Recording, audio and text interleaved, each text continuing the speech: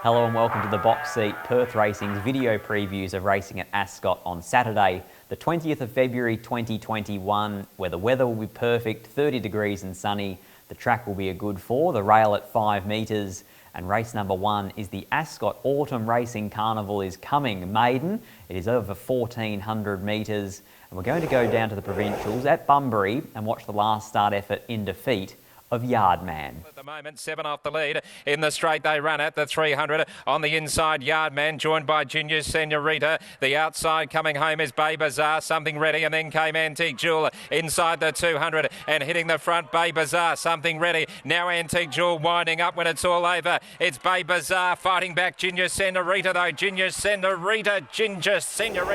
That replay we just watched was over 1,400 metres, and Yardman led them up. Was tackled turning for home, and I thought he fought on quite bravely. All those horses around him have made the form look quite all right. Antique Jewel was beaten odds-on favourite just last week, but she went very close to breaking her maiden status. Horse that ran 7th further back in the field, Flash Ducati, was a winner at the subsequent provincial meeting. So all that form is holding up here. Chris Parnham picks up the ride because Mitchell Pateman looks to have elected to side with Brett Pope and Talon. But I think from the inside gate here, this son of Zoostar, who at one stage I think might have been a $170,000 yearling, can break his maiden status here. And I actually think at the prices that are going to be on offer, likely set over around the $4 mark, he's one of the best bets on the program here, Yardman, to break through. I have him on top, number 7. From a debutant, number 9, Legrand Risk. I haven't seen this horse at 2 trials, been beaten midfield at both of them, but I thought both were quite impressive. A lot of these horses have got well-exposed form, so I'm going to mark down as the danger, Legrand Risk. Number 2, Talon. I think Mitchell Pateman has sided with this horse and should track the every move of the favourite Yardman. Number 12, Prize Pennies, who went around at 100 to 1 first up and ran really well. Paul Harvey picks up the ride here for David Harrison. My numbers in race number 1, 7, 9, 2 and 12. Race number 2, Kieran Magumi handicap over 1,000 metres for the 3-year-olds. We're going to go to the Pinjarra 3-year-old Magic Millions Trophy and watch the second placing effort of Island Charm. I See Red put a gap on Gemma's Son. They went to the 300. I See Red, a length and a half clear. Now the Potiff goes to work on Gemma's Son, and Gemma's Son responds. Gemma's Son surges past I See Red. Island Charm is sticking to its task well, but the absolute best bet of the day is going to waltz in, and he goes home to win it easily, Gemma's Son. Pretty impressed there with what Island Charm was able to produce at 1,200 metres in the Magic Millions. From her first up effort, where she actually beat Gemma's Son home, she conceded him a lot of weight there in the Pinjarra 3-year-old Magic Millions Trophy. So I thought her effort at 1,200 was very good, and that fresh win at 1,000 was in a pretty similar style of race to what this looks like panning out to be. The day that she won at Ascot first up, she beat Gemma's Son, she beat I See Red, but most importantly, it was a high-speed, high-pressure 1,000 where Madame Torio really ran them along. Martin Allen has another speedy filly here in Fishhook, who's probably going to do a similar thing here. So if she can reproduce Island Missile, I think she can win this, number 3 on top. 1, Charlton Eddie, he resumes from being scratched last Saturday to save for this race against the 3-year-olds. He's got a lot of weight, but he does have form around Clairvoyance, around Gemma's Son and around Shantalk. The speedy filly here, Fishhook, comes out of a Metro race in the midweek company. But the horse that won that race, Triple Missile, is very good, and the 3rd horse, Secret Plan, is very good as well. I then go to the debutante, Vedette de Star. Now, this is a filly who's coming out of just a trial, but she is a Zoostar filly out of a Redute's Choice mare who trialled the house down. So my numbers in race number 2 are 3, 1, 5 and 7. Race number 3 is the People Start Plate over 1,000 metres for the juveniles. We're going to go to the trials and watch the narrow second placing effort of Featherweight. And then came Lucrative Lucy and Wellback Strike Now and Paris Dolce. Coming with a big run is Viamonte, coming down the outside but can't get to the leaders with Featherweight in front. On the outside, He's a Sizzler's after it quickly. He's a Sizzler is after Viamonte, and then came Civvy Street and battling on his Bronx Command. He's a Sizzler the outside and Featherweight. He's a Sizzler, Featherweight. He's a Sizzler beat Featherweight. And third. Well, in that trial, Featherweight was just nosed out by He's a Sizzler. Stablemate, who was ridden by Chris Parnham last week, who went very, very close when nosed out on the line in a 2-year-old plate, the identical race to this 7 days ago by Luke Fernie's galloper in Spin the Knife. Now, if we take those parallel form lines, it's definitely good enough trial form for featherweight on debut. Draws the inside gate, Chris Parnham rides. Doesn't look to be any blistering speed for a 1,000 metre scamper, so I wouldn't be even surprised if he was able to lead from gate number 1. But either leading or box seating looks hard to beat on debut, and we're probably going to get each way about this horse. Number 1 in featherweight. Number 9, Bin Shala. Very impressed with what this filly's been able to produce at the trials. A victory at Bunbury, a victory recently at Lark Hill, and every time they asked her to come back underneath them, they did. And every time they asked this filly to accelerate, she did. So I was impressed. She looks professional. Number 10, Lucrative Lucy, who caught the eye late in the trials. Behind He's a Sizzler and also featherweight. And then I go to the luckless horse out of the 2-year-old Pinjarra Magic Millions, and that was Pixie Chicks, knocked around really badly in behind them. It was a very good effort in defeat. My numbers in race number 3, 1, 9, 10 and 4. Race number 4 is the C Corp Handicap over 1,100 metres. We're going to go back to Australia Day. We're going to go down to Bunbury. We're going to watch the very impressive victory of Caballing. Outside Caballing and also Double Jeopardy, and try to weave a way through now is Our Boy Dylan down towards the 200. Classic Chant, End of an Era, grabbed by Our Boy Dylan. Here comes Caballing though. Caballing has moved up with Our Boy Dylan. They've come away from Ginger, getting into third. Caballing's finishing off the better. He gets past Our Boy Dylan, and Caballing 3/4 to Our Boy Dylan. Well, Caballing missed away first up over 1,000 metres, flashed late behind Will Chino. Was just eased out of the machine in that replay we watched, and I thought Victoria Corver was pretty intent on taking a sit on this horse, which changed up his race pattern to an extent because his previous wins had been right up on the speed. I was very impressed with the way he let down late down the middle. He looks like he's ready for 1,100 metres. He's drawn an inside gate, so provided he gets out cleanly, he should naturally land in the first 4 or 5. And from there, I do think he's hard to beat here, especially after the excellent use of claiming apprentice Victoria Corver's 3 kilos, which gets him in with only 56. We then go to the top weight, Don's Legacy, another on-speed type, a class dropper, 72 plus back to a 60 plus, who went very close in the Deucimus Crown, behind Resort Man and behind stablemate Weapon Son. The ever-consistent Sir Mambo has a senior rider, Mitch Pateman, on. If he can lift Sir Mambo home, he's doing a very good job. This is a very consistent horse, the one who doesn't win out of turn. I then go down to number 12 at the bottom of the page in Amacenus, who is a very impressive trial victor. But trials and races are a bit different, and the gate makes it awfully tough. My numbers in race number 4, 4, 1, 2 and 12. Race number 5 is the Tab Touch West Speed Platinum Handicap at 1,500 metres. We're going to go up the highway. We're going to go to Geraldton and watch the last start victory of All in Red. Right up and shot 3 clear from a Steamy Affair, followed by a Boo who's under the Persuader battling away. Then Olivia Nose down the outside. Time starts now, and from well back is La Morne. All in Red though with a big lead with 100 left to go, and it's all over bar. The shouting All in Red's going to win again, and in a purple patch of form. All came away and won easily, All in Red. After that emphatic all-the-way victory, punters were suggesting that All in Red was ready to make the step to Metro grade. And it's Jess Bain who brings, I would imagine, her first horse down to Ascot. She's in fact the clerk of the course up at Geraldton and has done a wonderful job with this daughter of Blackfriars. Great to see a couple of country horses come into the metro area, in form as well, both Bombay Style and All in Red. They're both going to make my top 4, but they're not the on-top selection here. I am in fact going to go with number 4, the mare in Pleto. She comes out of the Pearl Classic where she ran in second, and a good strong second too, behind London Miss. That was a 66 plus, so she drops back in grade to a 60 plus. Mitch Pateman picks up the ride with Willie Pike going across to the East Coast. And this mare, she's never missed the money in 9 outings, and she should have won probably a couple more than what she has. Putting her on top here in race number 5, and that is Pleto. 2 Luke's Choice, 3 runs for a new stable, all 3 very impressive and for different reasons. One of them wide the trip, one of them held up, last start never saw daylight. I am convinced this horse is going much, much better than it might read on paper. Up the top, Bombay Style, who was the last start 70 plus country ratings winner at Geraldton. In fact, it was the same day as All in Red won a 58 plus, and it can both be competitive in town. My numbers in race number 5, 4, 2, 1 and 7.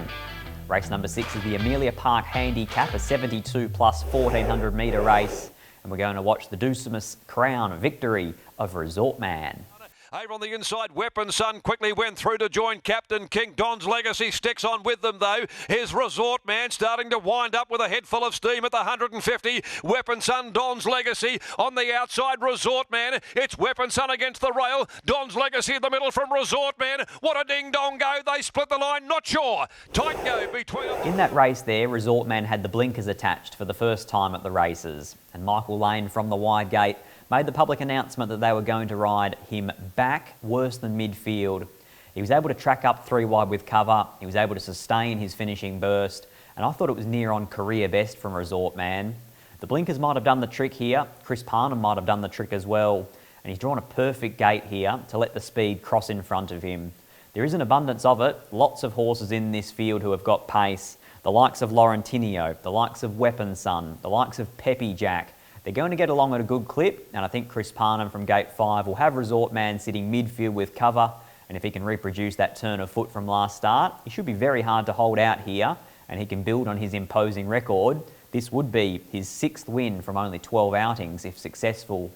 Resort Man on top for me in race number 6. From number 9, and that is Downforce, coming out of a Class 3 midweeker up into a 66 plus. It's rare you'd be tipping a horse like this, but he seems to have really turned a corner in the last couple of months. Number 6, Stablemate Giraffe, who backs up off 7 days, a mile back to 1400, and is drawn a nice gate for Bradley Parnham.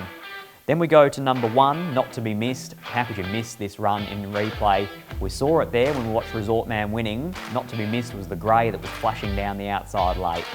My numbers in race number 6, 4, 9, 6 and 1. Race number 7, Stork Technical Services Handicap for the stayers over 2200 metres. And this was a vintage ride by old Peter Hall. He does know how to ride these stayers, the old Sly Fox. And this is Barra Magic winning last start. Gone back to the inside with Cousin Ivan. Saw a bit of room. He starts to make up ground. Further back is Beat the Bell, making good headway with Rhythm Star. Our Ideal reclaim the lead from Barra Magic. Our Ideal nearing the 100. Barra Magic comes back though. Won't lie down. They've had a battle royale. Barra Magic again gets the better of Our Ideal. It was like a game of chess. Really interesting race to assess that, because while we won't see it in the replay that we've cut up for you, it was about the mile marker where Peter Hall was tracking the favourite, sitting 1 out, 1 back in what looked to be the perfect spot in running.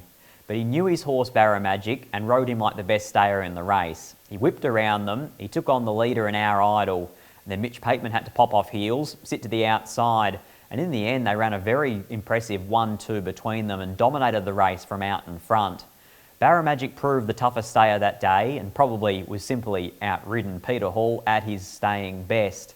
But here I think this is a bit of a different race scenario. I'm going to go with the last start winner in Bella's Idol, who draws gate number 1, should be able to track the speed set by whoever it is. There's an abundance of opportunities here for different horses to actually roll to the top. And in what could turn out to be a bit of a cat and mouse type scenario, chopping and changing, I'm going to bank on Brad Parnham to outride his opponents here from gate number 1, use the gate and then do what he has to get off the fence if need be with Bella's Idol. Each way in race number 7, number 1, Bella's Idol.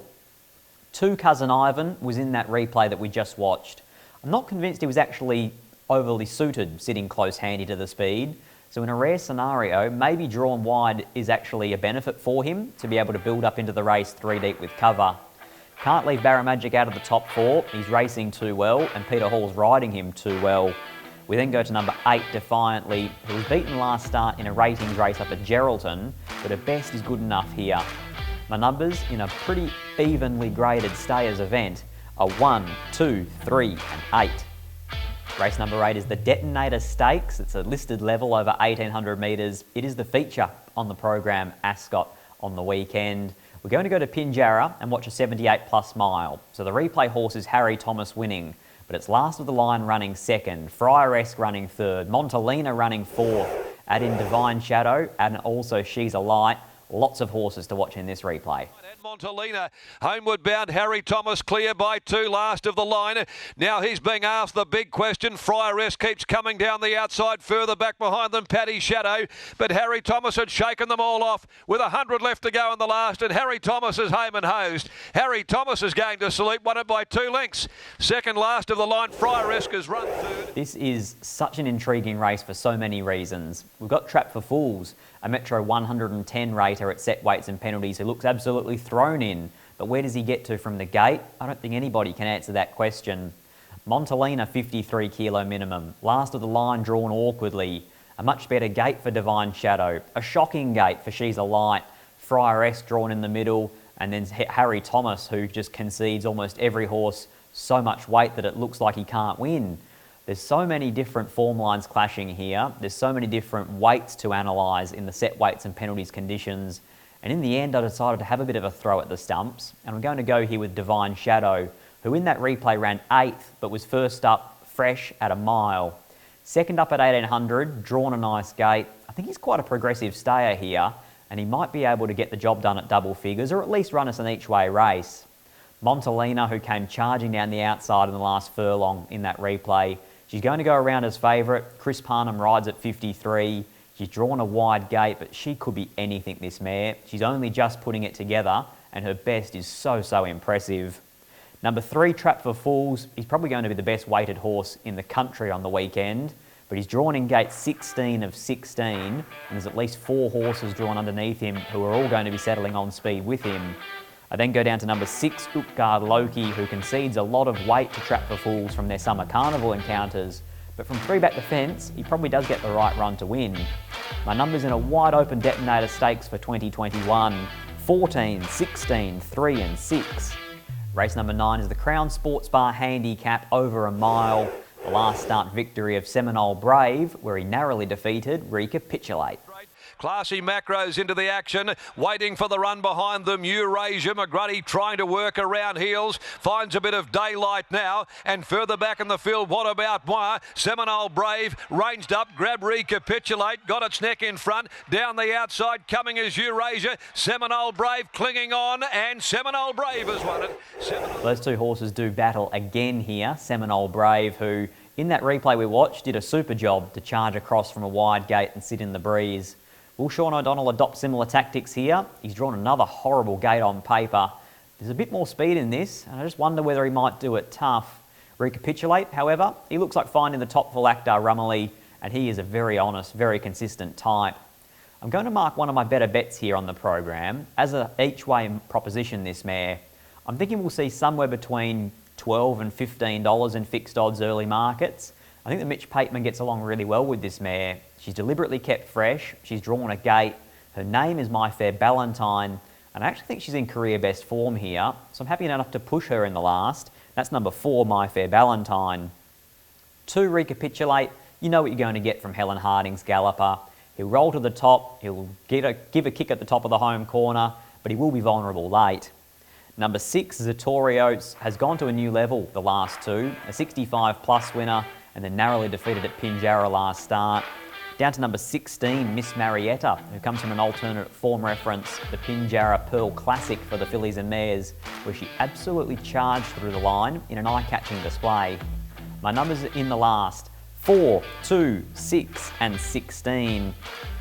Best bets at Ascot, Saturday the 20th of February 2021, and we're going for bookends, the old daily double, the first race and the last race. Race 1, number 7, Yardman. Race 9, number 4, My Fair Ballantine. As we saw with the sponsorship of race number 1, Autumn Ascot Racing Carnival is coming very quickly, just around the corner. Ticketing information, perthracing.com.au.